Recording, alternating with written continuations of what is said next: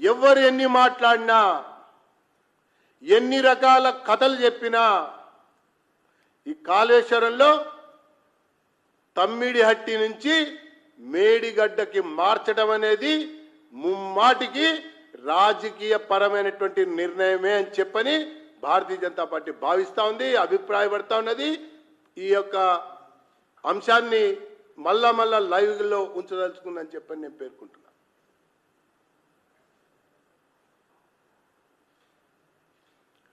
గత ప్రభుత్వం అంటే కాంగ్రెస్ ప్రభుత్వం తమ్మిడిహట్టి కాడ నిర్మాణం చేపట్టాలని చెప్పని టెండర్లు పిలిచింది, కాంట్రాక్టర్లను కేటాయించింది, పనులు శ్రీకారం చుట్టింది. ఆ తర్వాత కాలంలో ఏర్పడ్డటువంటి ఒక ప్రభుత్వం ముఖ్యమంత్రి అప్పటి కేసీఆర్ మేడిగడ్డ మార్చడానికి ఎన్ని రకాల మాటలు మార్చారో మనం చూసాం. ఎత్తు విషయంలో కావచ్చు, ఇంకొక అంశం విషయంలో కావచ్చు. మరి మేడిగడ్డ కాడ ఎందుకు టెండర్లు పిలవలేదు అని చెప్పని సూటిగా ప్రశ్నిస్తా ఉన్నాం. ఆనాడు ప్రశ్నించాం, ఇప్పుడు ప్రశ్నిస్తా ఉన్నాం.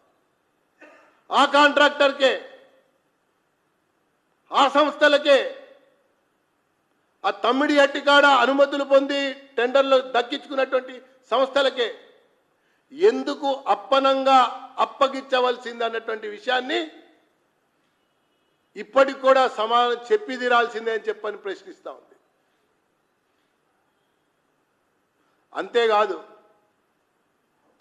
భారతదేశంలో కావచ్చు, ఏ రాష్ట్రంలో అయినా కూడా కావచ్చు, ఇన్నిసార్లు అంచనా పెంచినటువంటి ఒక ప్రాజెక్టు ఏ రాష్ట్రంలో కూడా ఉండదు అన్నటువంటి విషయాన్ని నేను మీకు మనవి చేస్తున్నా.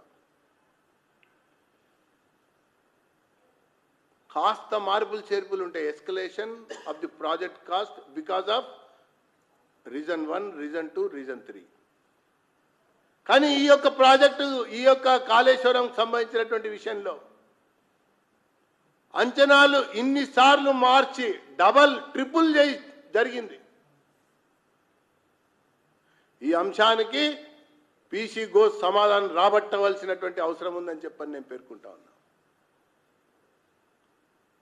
అంతేకాదు, ఆ యొక్క సమయంలో టెండర్లు పిలవకుండానే అప్పగించిన, ఏడాది కాలం పూర్తయినా సిఐజీ మళ్ళీ చెప్పింది undue favour to the contractor అన్నటువంటి ఒక అంశాన్ని. అప్పుడన్నా దీన్ని ఆనాటి ముఖ్యమంత్రి నిలువరించి ఉండాల్సింది. అప్పుడన్నా సిఐజీ లేవనెత్తినటువంటి ఒక అంశాలకి సమాధానం చెప్పి ఉండాల్సింది. ఇప్పుడు ఏదో ఘోష్ ముందలకి వైవా పరీక్ష అని పిల్లలకి అప్పుడప్పుడు స్కూళ్ళల్లో జరుగుతూ ఉంటుంది. ఫస్ట్ నెంబర్ నీది, సెకండ్ నెంబర్ నీది, థర్డ్ నెంబర్ నీది అని ముందు చెప్తారు. చెప్తే తెలివైన వాడు ఏం చేస్తాడంటే, నాకు కడుపులో నొప్పి ఉంది, నేను ఫస్ట్ పోను, నేను సెకండ్ పోను, నేను థర్డ్ పోను అంటాడు. నాకు కడుపులో నొప్పి ఉంది, నేను తర్వాత పోతానంటాడు. ఎందుకు అని ఆరాధిస్తే మొదటి వాడిని ఏమడిగారు, రెండో వాడిని ఏమడిగారు, ఆ తర్వాత మూడోసారి ముచ్చటగా అడిగిన ప్రశ్నలు తెలుసుకొని సమాధానాలకి ప్రిపేర్ అయ్యి వెళ్తే అంతో ఇంత కొంతన్నా ఊరటగలుగుతుందేమో అన్నట్టుగా కనీసం పాస్ మార్కులు కాకపోయినా డిటైన్ కాం కదా అని ఆలోచిస్తాడు. ఆ రకంగా జరిగినట్టుంది ఇక్కడ. అందుకనే చెప్తున్నా, ఈ పీసీ ఘోష్ ముందల కారు కూతలు కూశారు, రకరకాల కథనాలు చెప్పారు, అంతా క్యాబినెట్ ఇదే అన్నట్టుగా మాట్లాడారు.